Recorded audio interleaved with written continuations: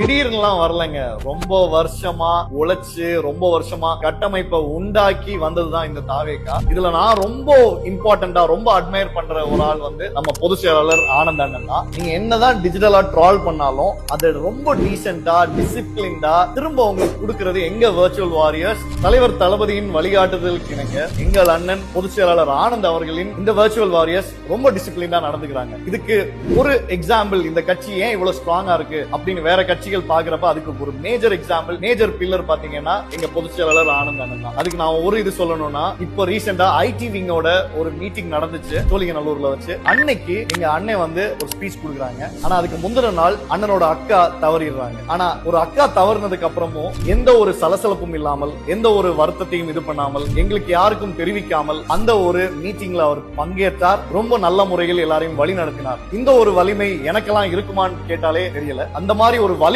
மிகுந்த ஒரு பொதுச் செயலாளர் எங்களுக்கு இருப்பது ஒரு பெரிய சக்தியாக நாங்க நினைக்கிறோம். இந்த ஒரு சக்தி இருந்தாலே எங்கள் தலைவர் தளபதி 2026 கண்டிப்பா அரியணையில் அமர்வார்.